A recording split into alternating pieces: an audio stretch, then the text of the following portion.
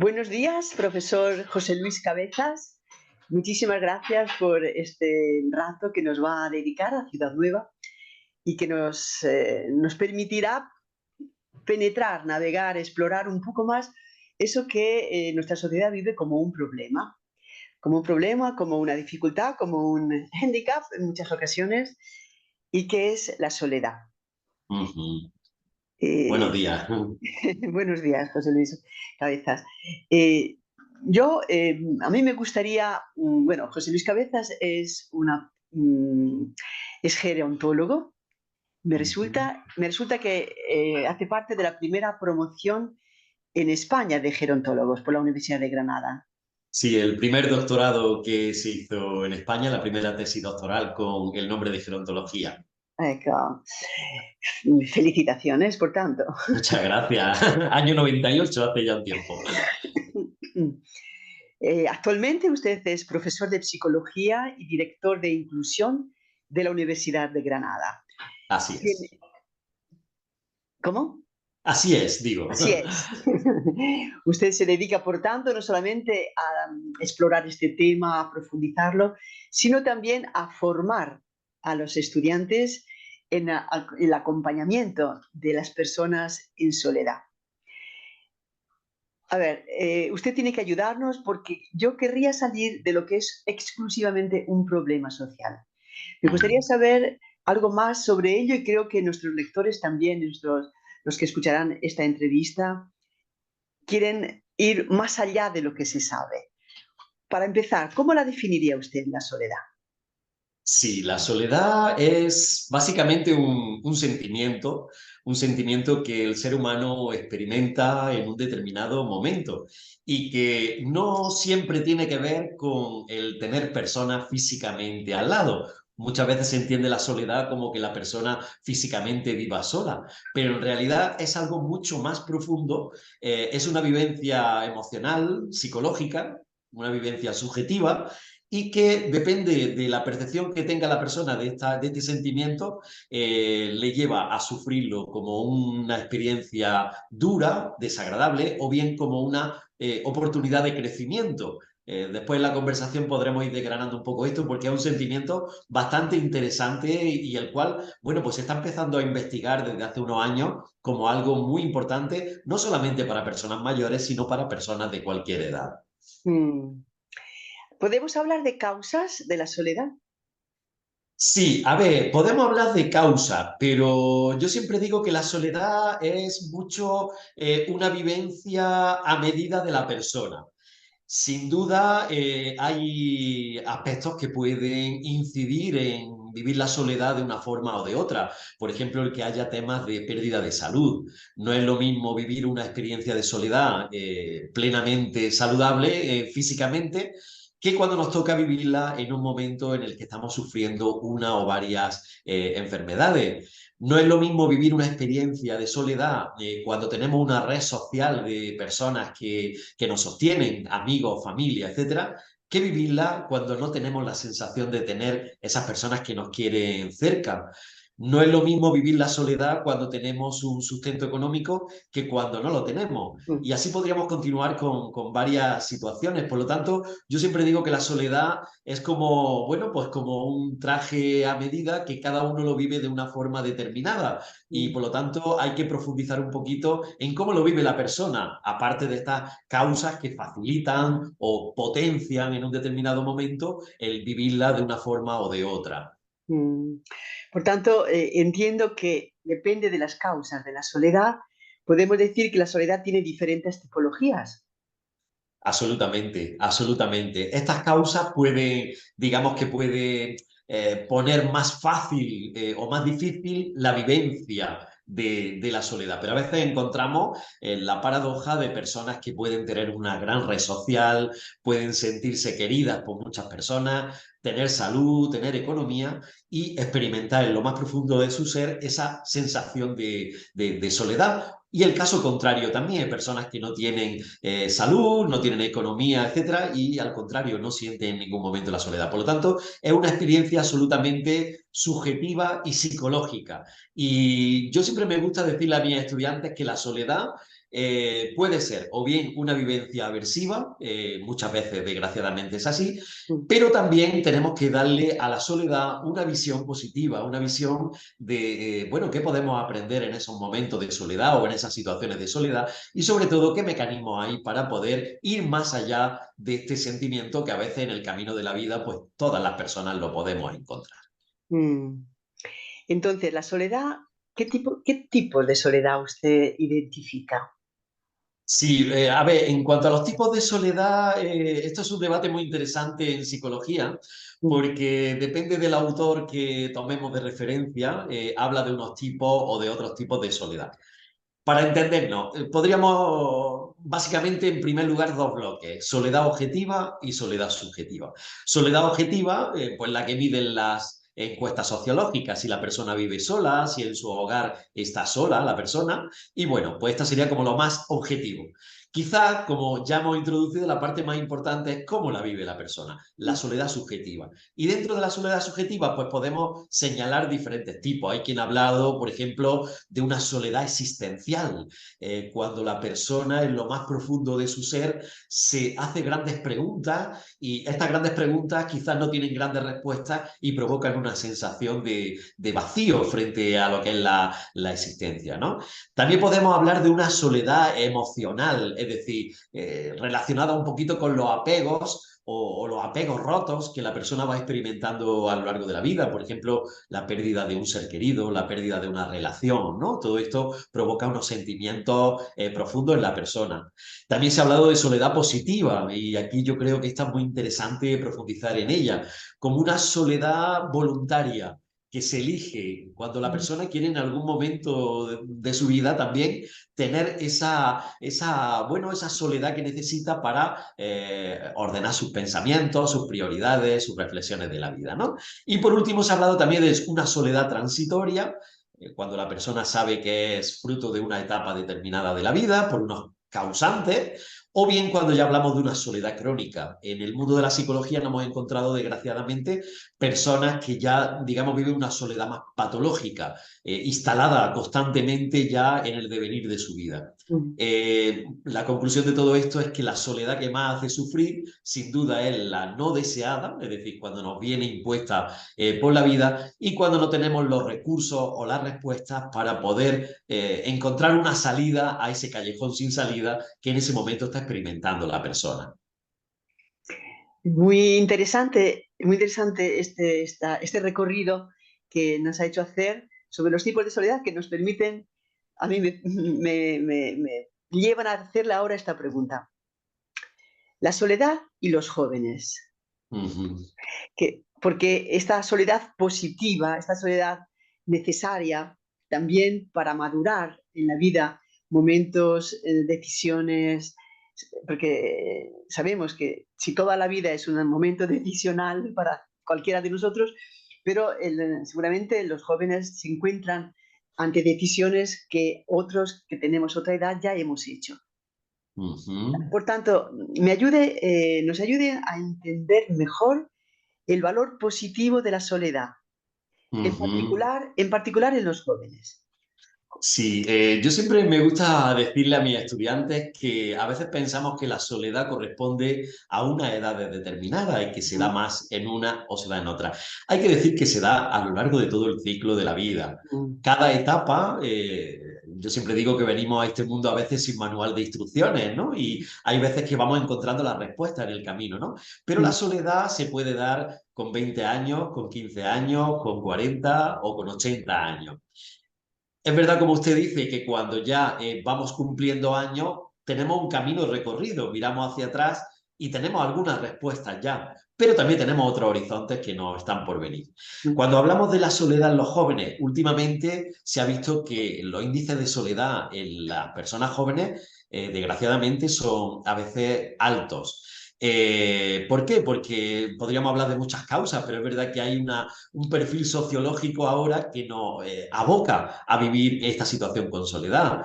Bastaría mirar las redes sociales que utilizamos en el día a día, nos proyectan a veces un mundo idílico donde no existe el dolor, donde todo es felicidad, donde todo es fantástico, y cuando el joven se compara con esas redes sociales, por ejemplo, a menudo experimenta vacíos porque a lo mejor en su vida más particular encuentra dolores, encuentra vacíos, encuentra preguntas, que esto no se refleja en las redes sociales.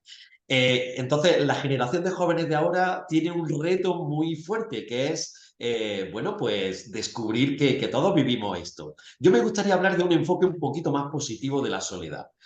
Yo siempre me gusta decir que el cerebro humano, con todas las emociones que experimentamos, incluida la sensación de soledad, es la evolución de miles de años, ¿no? Es decir, esto quiere decir que estas sensaciones que experimentamos es la mejor forma que puede reaccionar nuestra psicología y nuestro cerebro frente a lo que vive. Por lo tanto, no es un error. Hasta la sensación de soledad es un regalo de la evolución de la naturaleza. Ahora bien, hay que saber descifrarlo.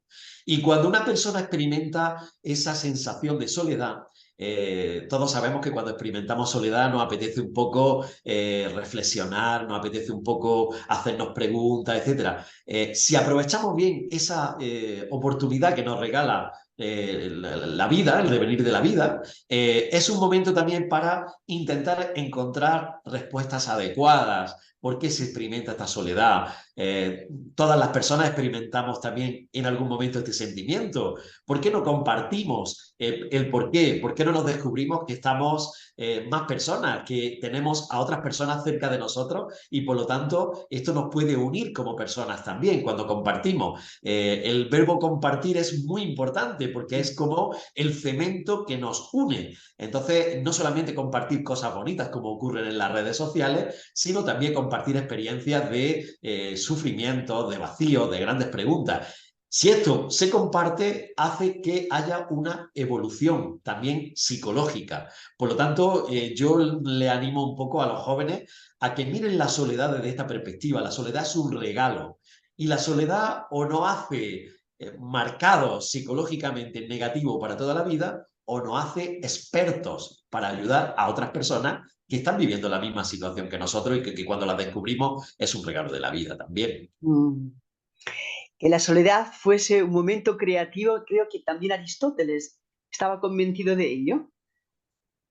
Aristóteles, también grandes artistas de la música, de la canción, etcétera, muchas veces manifiestan que sus grandes momentos creativos a menudo se han dado coincidiendo con situaciones de soledad, porque básicamente es un reto que en ese momento la persona está, digamos, buscando sus mejores recursos interiores para desplegar y para evolucionar. Entonces, por lo tanto, tiene como cierta lógica que en esos momentos las personas creen, digamos, ámbitos nuevos en la cultura, en la música, en la escritura, pero también en lo que es las experiencias vitales. Muchas veces grandes iniciativas de voluntariado, grandes iniciativas de cooperación, etcétera, han surgido de experiencias personales muy concretas de personas que han tenido que afrontar un reto.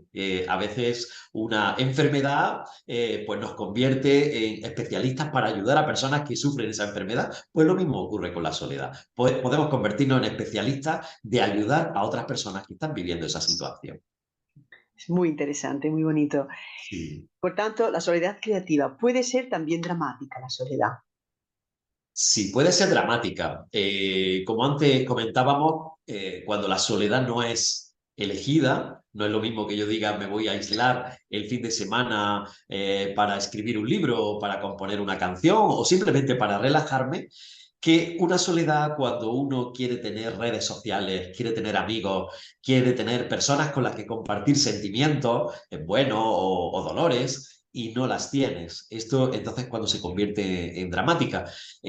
Esto puede ocurrir en cualquier momento de la vida. Sin duda, la persona tiene mucha edad, tiene problemas de salud, etcétera. El encontrar esa red de personas que quieras tener, que te quieran y que tú puedas querer, se hace más difícil. Por lo tanto, por eso a veces hablamos del problema de la soledad en los mayores, porque los mayores experimentan muchas veces esta soledad no deseada. Le gustaría que no fuera así la situación. Y eso es cuando es una situación dramática, entonces.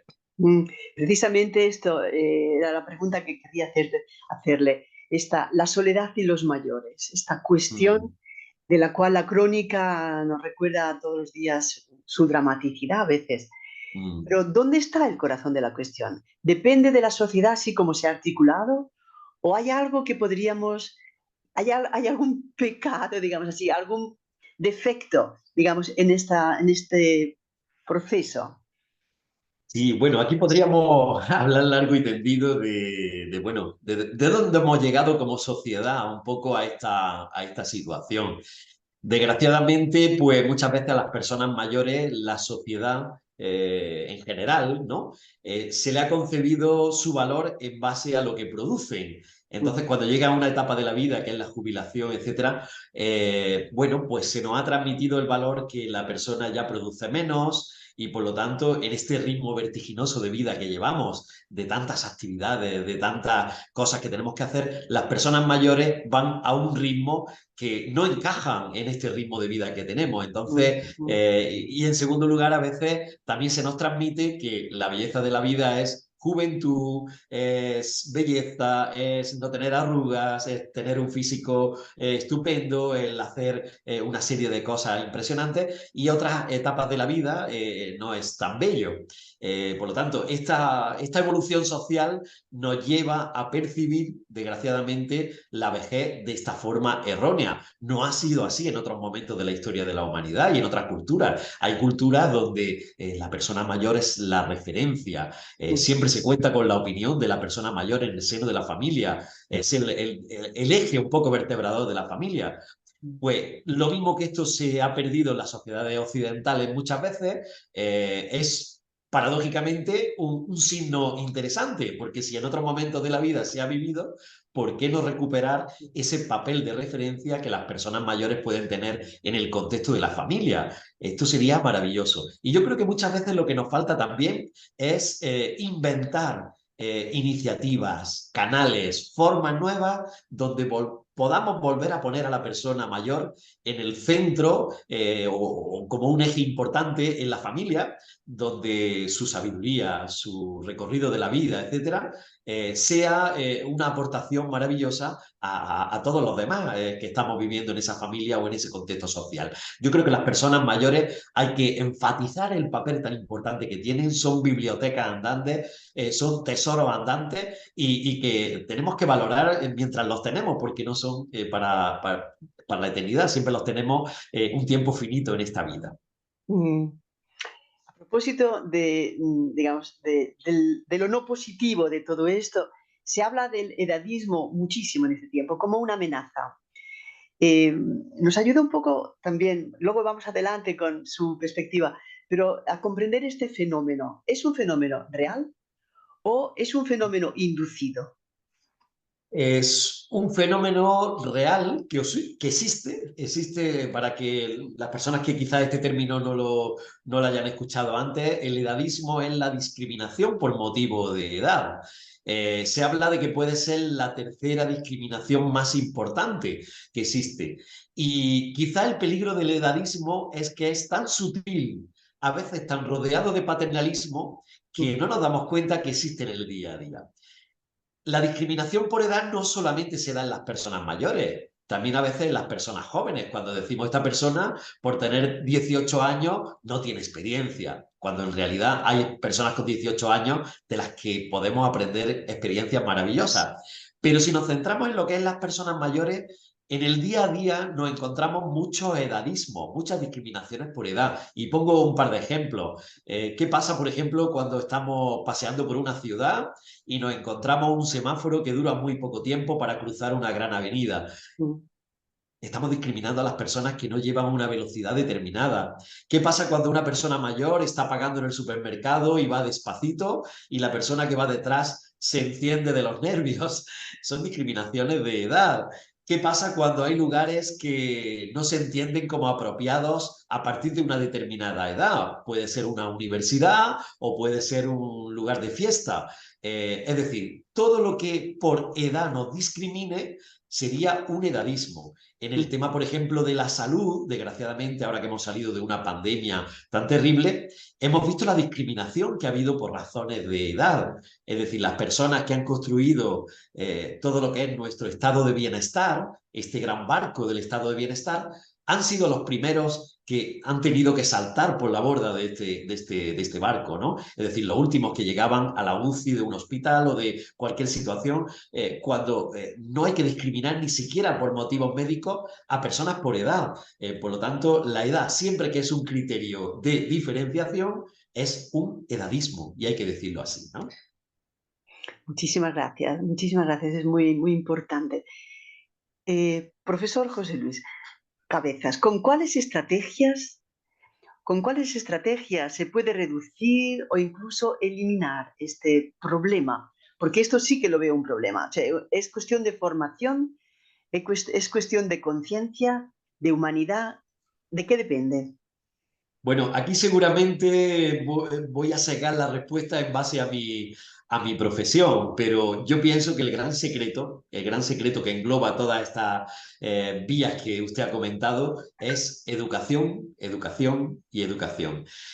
Tenemos que educar, pero no a partir de una determinada edad, sino desde que somos niños en los colegios, por ejemplo, a que estamos en una sociedad para todas las edades, para todos los sentimientos de las personas. Cada persona es única e irrepetible y por lo tanto tenemos que valorar el papel que tienen las personas mayores, estos sentimientos que vamos a experimentar todos y que si tenemos suerte en esta vida llegaremos a mayores y llegaremos a sentirlos también en primera persona. Entonces, aunque sea solo pensando que algún día vamos a ser mayores, hay que trabajar estas cosas desde una positividad, ¿no?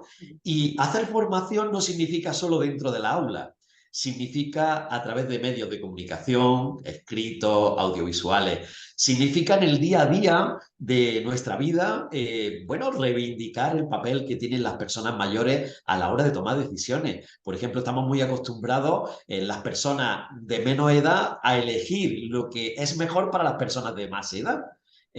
Cuando la persona está en su sano juicio, tenemos que contar con la opinión de esta persona ante cualquier decisión que pueda afectarle a su vida. Y sobre todo, hacer mucha pedagogía en el día a día, de entender que la etapa de la madurez es una etapa maravillosa, que todas las emociones que sentimos, todos los seres humanos, existen, están ahí y hay que trabajarlas de forma positiva y que podemos hacer muchas iniciativas y que quizás no está todo inventado. A veces pensamos que las fórmulas de cara al día que seamos más mayores están todas inventadas. Esto no es así. Pueden surgir nuevas iniciativas, nuevos proyectos, nuevas ideas que nos hacen sentir que no estamos solos. Hace unos años, en el tema de la pandemia, aquí, por ejemplo, empezamos a hacer una iniciativa que quizá usted la conozca, que la llamamos en algún momento Cabezas y Corazones, que era el envío de cartas a personas mayores en situación de la pandemia, en residencia, en sus hogares. Bueno, pues fue una iniciativa muy sencilla, pero que movilizó a miles de personas en una actitud diferente de conectar generaciones diferentes. Aquí en la Universidad de Granada, por ejemplo, estamos haciendo una experiencia preciosa de adopciones intergeneracionales. Un universitario joven adopta a una persona mayor, simbólicamente, y es una excusa para tener relaciones intergeneracionales, amigos de todas las edades, y está funcionando fantásticamente. Por lo tanto, yo creo que el secreto para trabajar la soledad es educación, educación, educación, pedagogía y, por otro lado, dar rienda suelta a nuevas fórmulas que podemos inventar entre todos y entre todas. No sé si respondo a la pregunta que usted me ha hecho. Perfectamente, perfectamente. Entonces, afrontamos otro tema que me es particularmente amado, que amo particularmente. Los mayores viven esa edad, me atrevo a decir edad de oro, porque es un tiempo de la verdad, la edad de las pérdidas. Danos por favor, alguna estrategia desde su preparación para entender mejor cómo acompañar esta edad de la pérdida y en qué modo, y si es posible, respetándola, aliviarla. Sí, a menudo se habla de la madurez y de la vejez como la etapa de las pérdidas. Y así es en muchos aspectos. Es decir, perdemos salud, perdemos físicamente algunas funcionalidades, perdemos a veces, por desgracia, economía, perdemos seres queridos, nos vamos encontrando que personas de nuestra generación pues van finalizando su vida, etcétera. Pero también yo quiero decir que en la etapa de la madurez y de la vejez también hay algunas ganancias y esto a veces se nos olvida hablar de ellas. Por ejemplo, desde el punto de vista puramente psicológico, hay algunas habilidades que mejoran con la edad. Por ejemplo, riqueza de vocabulario, siempre va increciendo. Por ejemplo, el mirar a la vida con relatividad. Ahora, una pregunta sobre un tema que me interesa particularmente desde el punto de vista personal, por quien está a mi alrededor y porque veo la preciosidad de esta cuestión. A ver, la edad de los mayores eh, es esa edad que yo me atrevo a decir una edad de oro, porque es un tiempo de verdad, en el sentido de la verdad, donde se manifiesta. Y se llama también la edad de las pérdidas, de la pérdida. A ver, ¿podría ayudarnos a acercarnos con el respeto necesario a este tiempo de la vida? Ayudarnos a acompañar de la mejor manera, como es posible, este tiempo. Y si es posible también a aliviar el sufrimiento que puede comportar. Sí, muchas veces la madurez y la vejez se ha hablado como la edad de las pérdidas. Y es verdad que cuando llega esta etapa de la vida hay una serie de pérdidas. Pérdidas, por ejemplo, de salud física, pérdidas de funcionalidad física, algunas partes de nuestro cuerpo no empiezan a funcionar igual. Pérdidas cognitivas también, podemos perder un poquito de memoria en algunos casos. Pérdida de seres queridos, personas de nuestra misma generación que van marchando, o pérdidas económicas también, ¿no?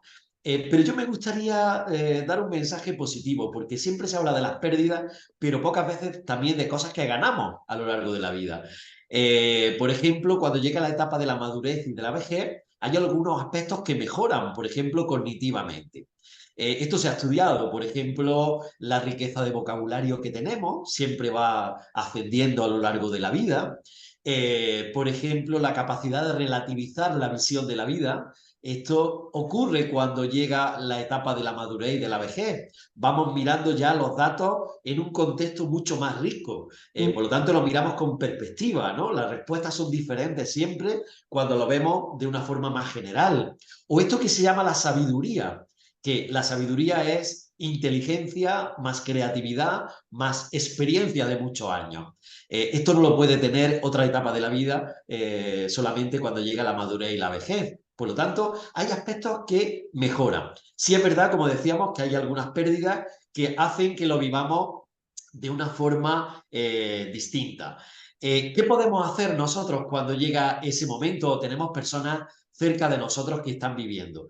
Yo diría que lo primero, un gran respeto, ¿no? Un gran respeto por lo que ha vivido la persona, por toda su experiencia, por toda su visión de la vida, que la tenemos que respetar de tú a tú, como otro ser humano, como otro ciudadano, y no a veces con estos paternalismos, ¿no? Que a veces decimos, bueno, la persona mayor, yo sé bien lo que tú necesitas y por lo tanto yo, como más joven, voy a decidir qué es lo mejor para ti, dónde tienes que estar en este momento o qué ayudas son las que tú necesitas. Como decíamos antes, hay que contar siempre con la opinión de la persona. ¿Qué es lo que quieres tú? ¿Tú cómo lo ves mejor? ¿Dónde te sentirías mejor? ¿No? Es decir, todas estas cosas hay que ir consultándole. En segundo lugar, yo siempre le digo a mis estudiantes que el día que se nos olvide todo lo que hemos aprendido en nuestro máster de gerontología, en los estudios que hemos hecho, intentemos esa regla tan antigua y tan dorada también, que es tratar a los demás como me gustaría a mí que me trataran cuando yo sea mayor. Por lo tanto, seguramente voy a encontrar la respuesta a muchos interrogantes y a pequeñas situaciones de la vida cotidiana de cómo hacer con la persona mayor, cómo me gustaría a mí que me trataran en cada situación en particular. Y como decíamos, sin esos paternalismos, como a veces, fíjate o fíjese María Victoria, que muchas veces yo le digo a mis estudiantes que cuando encontramos una persona mayor empezamos a hablarle más fuerte, por ejemplo, con un volumen más alto.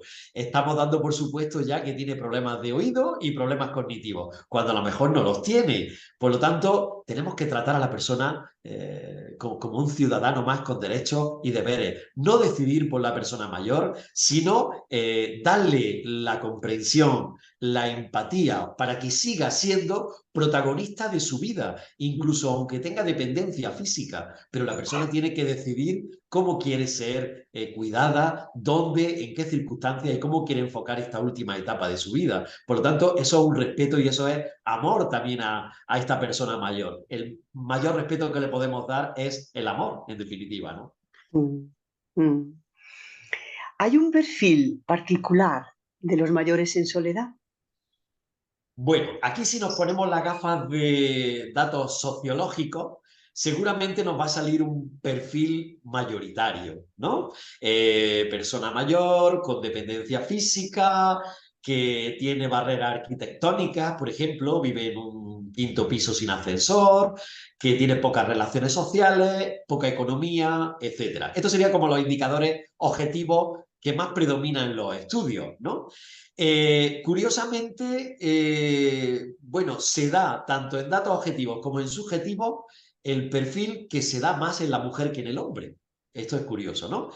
Pero vuelvo a insistir en la idea que decía antes, no es solo los datos objetivos que pueden potenciar que vivamos la soledad, sino sobre todo los subjetivos. Y cuando hablamos de datos subjetivos, aquí ya se difumina el perfil.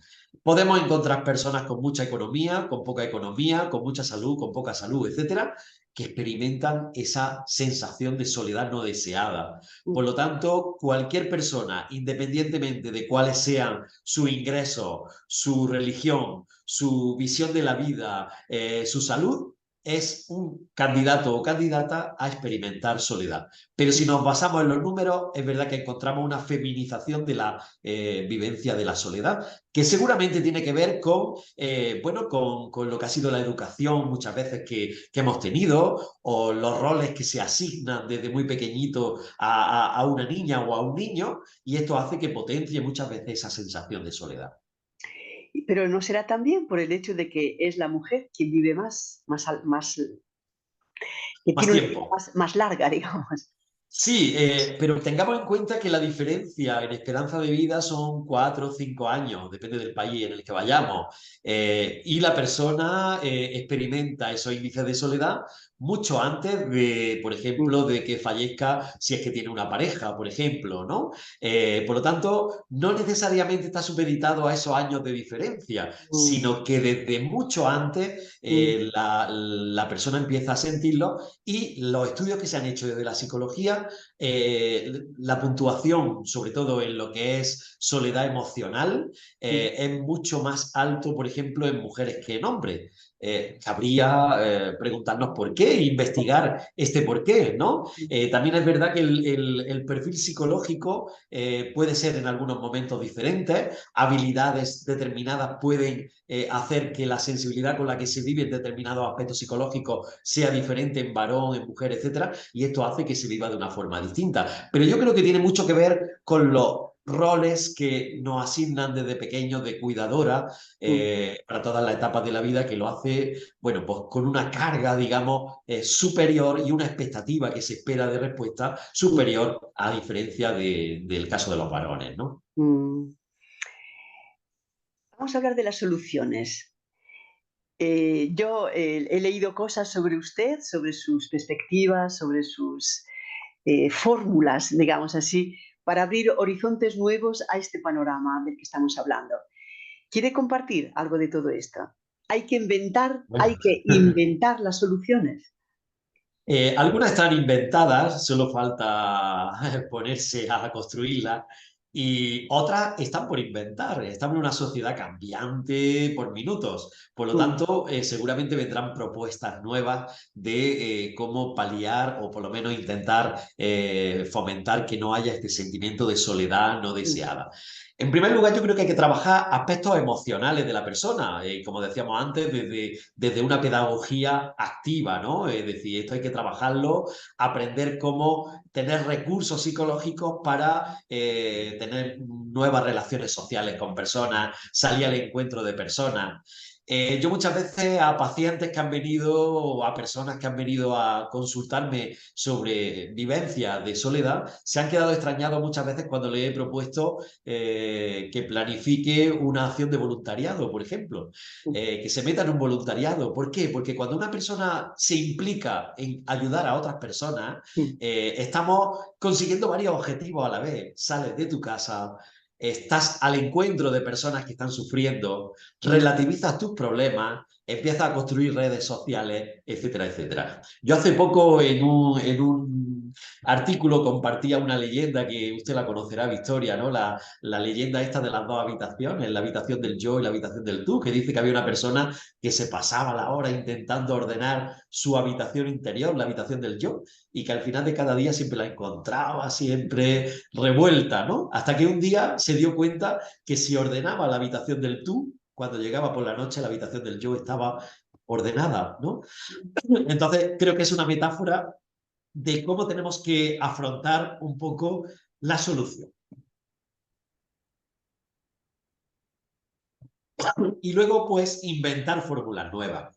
Yo creo que hay cosas que ahora las tecnologías nos van a permitir precisamente paliar de alguna forma esta sensación de soledad. Tenemos ahora nuevas tecnologías que no son nuevas ya, son tecnologías establecidas, pero que nos pueden ayudar. Por ejemplo, personas que tienen una dependencia a través de lo que es, bueno, pues videollamadas, por ejemplo, o en el futuro dicen que habrá situaciones de hologramas, podremos estar casi representados físicamente como nosotros ahora mismo estamos en esta videollamada, pero viéndonos en tres dimensiones. Bueno, pues esto nos aportará nuevas vías también de poder salir al encuentro de la otra persona y encontrarnos y compartir emociones. En el futuro nos vamos a encontrar muchas situaciones de este tipo. Cuidado también porque hay algunas noticias que a veces nos pueden asustar. Cuando vemos, por ejemplo, un robot que dicen que da compañía a una persona mayor. Esto no es una solución. Esto, un robot nos puede ayudar a determinados aspectos del hogar, pero no va a suplir nunca lo que es el encuentro entre personas. Y por lo tanto yo siempre digo que al lado de cada persona que envejece o que sufre, siempre debería haber una persona que ama y un profesional o una persona que no sea profesional que está dando amor, que te mira a los ojos, que te acompaña en los momentos difíciles, que entra en tus sentimientos. Esto nunca lo puede dar una máquina por muy completa que sea su inteligencia artificial. Por lo tanto, más inteligencia emocional junto a la inteligencia artificial. Responsabilidad social y responsabilidad personal. ¿Puede decir una palabra sobre si las instituciones, vamos a hablar primero de la responsabilidad institucional, de qué manera podrían dar un paso más en esa humanización de la compañía de la persona? Porque sabemos el problema, digamos, que se ha generado por el exceso de residencias o por lo menos por el tipo de residencias que se ha ido fomentando, digámoslo así, ¿no? Las instituciones hacen todo lo que pueden.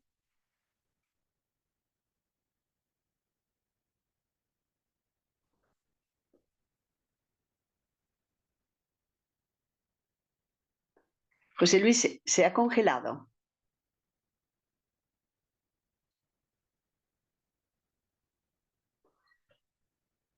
Se ha congelado, José Luis.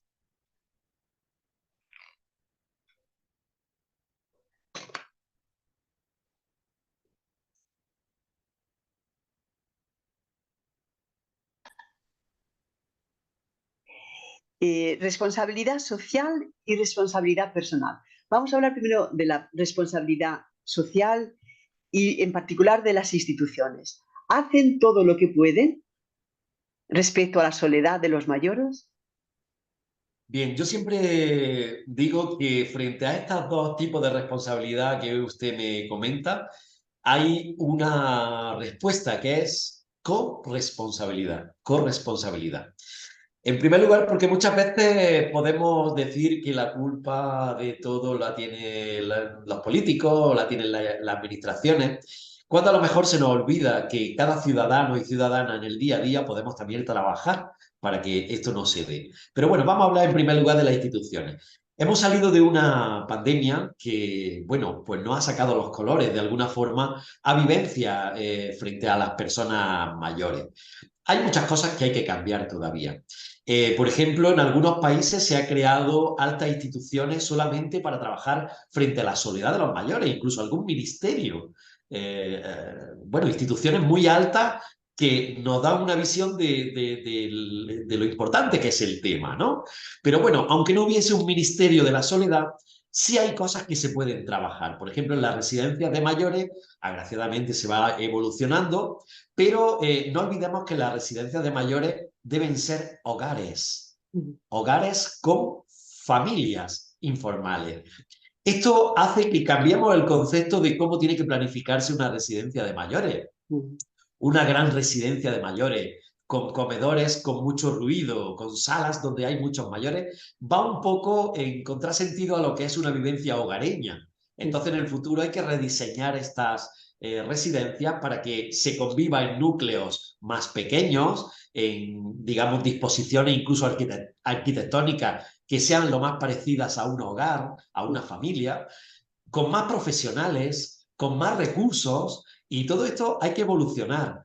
No solamente en residencias, sino en nuevas fórmulas que tienen que surgir. Por ejemplo, ahora se está hablando mucho del cohousing. Cohousing es envejecer entre amigos, es decir, varios amigos tienen, digamos, apartamentos donde cada uno tiene su privacidad y vamos contratando servicios conforme vamos envejeciendo. Bueno, pues una fórmula también, ¿por qué no? Para enfocar el envejecimiento. O, por ejemplo, cuando una persona mayor envejece en la familia, en su familia biológica, tenemos que darle ayuda a los cuidadores y a las cuidadoras para que cuidar a una persona mayor no se convierta en que la persona que cuida, desgraciadamente, pierda salud o se queme, sino que cuente con ayudas disponibles como para ejercer de forma digna ese cuidado a tu padre o a tu madre que estás cuidando en ese momento. Por lo tanto, nos queda como instituciones volcar mucho más recursos y modernizar los recursos que existen junto a nuevas fórmulas que pueden surgir. Pero como digo, corresponsabilidad. Mm, A propósito, responsabilidad personal en colaboración con la institución pública. ¿Se necesitan más aliados, mejores aliados para acompañar a quienes sufren la soledad? Yo creo que sí, se necesitan aliados. Muchas veces, por ejemplo, cuando nos llega una situación de cuidar a una persona mayor, es una situación que viene sin manual de instrucciones. Muchas veces los cuidadores tienen voluntad, pero no saben cómo afrontar determinadas situaciones o determinados deterioros que van llegando en el día a día. Yo creo que aquí sería muy interesante un apoyo a nivel de formación a estos cuidadores que con tanto cariño intentan hacerlo lo mejor posible. Y luego, pues en el día a día, yo creo que como ciudadanos no hace falta ser el cuidador principal, puede ser nuestro vecino Mm. que es mayor o la persona que encontramos en el supermercado mayor. Podemos también poner nuestro granito de arena para naturalizar que estamos en una sociedad diversa y en una sociedad para todas las edades. Por lo tanto, hay que darle el espacio que merece la persona también en las situaciones de la vida cotidiana. Por lo tanto, corresponsabilidad. Cuando una persona mayor está en una residencia, por ejemplo, no podemos pensar que ya está todo el cuidado de la persona. La persona mayor necesita seguir teniendo contacto con su familia, seguir teniendo muchas visitas cotidianas y si es todos los días, pues fantástico. Es decir, no podemos desentendernos cuando una persona entra en una residencia. Por lo tanto, el papel de la familia sigue siendo importante, que participe en la evolución de la familia, en las decisiones, en el regalo que vamos a comprar a tal persona que cumple años en la familia, a cómo vamos a planificar la Nochebuena. Tiene que seguir la dinámica familiar, no podemos encomendarlo solo a la residencia o la institución política. Por lo tanto, el secreto creo que siempre es responsabilidad compartida, corresponsabilidad. Es la única forma que podemos avanzar en este tema. Una última pregunta. Le he escuchado en otra ocasión hablar de esto, que pensar a una red grande que resuelva, que coordine, todo esto es muy complicado y no siempre nos es permitido hacerlo, ni podemos hacerlo. En cambio, sí que nos es posible dar vida a muchas pequeñas redes que se hacen cargo. Me explico un poco más y le pido casi que se dirija a quienes leerán, a quienes escucharán esta entrevista y les diga lo que usted sobre esto cree firmemente. Sí, yo creo que a veces nos podemos cegar un poco en esperar grandes redes con grandes soluciones que nos van a situar todo ¿no? En orden. Más bien hay que trabajar con micro redes que luego se vayan conectando. ¿Y a qué me refiero? Me refiero, por ejemplo, a cuando una persona mayor vive en un lugar determinado. Pues ¿por qué no fomentar de alguna forma esas redes vecinales que en otros momentos existían, en el que podemos tener en cuenta a los mayores que viven en nuestro edificio, por ejemplo? Esto a veces puede ser rompedor en una reunión de vecinos, plantear que, oye, vamos a tener en cuenta a doña Encarna que está aquí, que entre todos podamos echarle un vistacito a ver cómo está, ¿no? O en las familias, construir pequeñas redes. O cuando, por ejemplo, hay una enfermedad determinada. Aquí, por ejemplo, las redes de asociaciones que trabajan con enfermedades determinadas están haciendo un papel maravilloso. Por lo tanto, estas microredes podemos trabajarlas teniendo en cuenta que nos necesitamos unos a otros, que una persona en solitario no puede hacer grandes logros, siempre es mejor encordada, en grupo, ¿no? Y luego vendrán grandes redes que ya se encargarán, pues no sé, o nuestros políticos o otras instituciones de tejerlas. Pero como ciudadanos podemos trabajar en el día a día construyendo pequeñas redes. Incluso en el seno familiar, yo conozco experiencias preciosas de personas cuidadoras de sus padres o de sus madres que van coordinándose en ese nuevo escenario que ha llegado a la vida de pronto, de la vejez de un progenitor, y cómo se va creando una cultura bonita de cuidado en el que cada hermano, cada nieto va aportando lo que puede y en la medida de su tiempo y de sus posibilidades. Esto también es crear redes. Por lo tanto, todo esto hay que enfatizarlo y saber que la solución va a venir un poco por estas micro redes más que por grandes proyectos, ¿no? También vendrán, pero lo importante es trabajar la situación cotidiana en el día a día. Y Eh, la- a los jóvenes, ¿qué les diría? a los jóvenes yo les diría que prueben, si no lo han hecho ya, a trabajar con personas mayores, a conocerlas, a acompañarlas, a preguntarles, a saber de su experiencia, de sus sentimientos, porque aunque les parezca lejano, van a llegar a ser también mayores algún día. Y desgraciadamente muchas veces nos damos cuenta del valor que tienen nuestros mayores cuando se marchan. Entonces, que aprovechen de hablar con ellos, de enriquecerse de esos tesoros andantes que son, de estas bibliotecas andantes, de su sabiduría, de aprender de ellos y de ellas, porque son cosas que el día que se vayan no podremos recuperar. Por lo tanto, que disfruten de lo que es estar con las personas mayores, que hagan proyectos intergeneracionales, que hagan ideas que involucren a personas de todas las edades, porque esto es una riqueza maravillosa. Y mis estudiantes muchas veces me lo dicen, cuando uno prueba lo que es trabajar con personas de todas las edades, es algo que engancha ya para toda la vida. Por lo tanto, les animo a que prueben a lo que es compartir la sabiduría de las personas mayores. Muchísimas gracias, profesor José Luis Cabezas. Me parece que esta entrevista es más casi una confesión, una confesión profesional y una confesión de sus convicciones personales, de las que le agradezco muchísimo y espero que germinen en muchos otros proyectos y personas que se hagan cargo, como usted nos ha transmitido. Muchísimas gracias, Victoria. Ha sido un placer, una alegría compartir este ratito y enhorabuena también el papel que hacen ustedes de difundir de una forma positiva y con esperanza también todos los temas, con lo cual lo agradecemos muchísimo de verdad. Muchas gracias. Muchas gracias.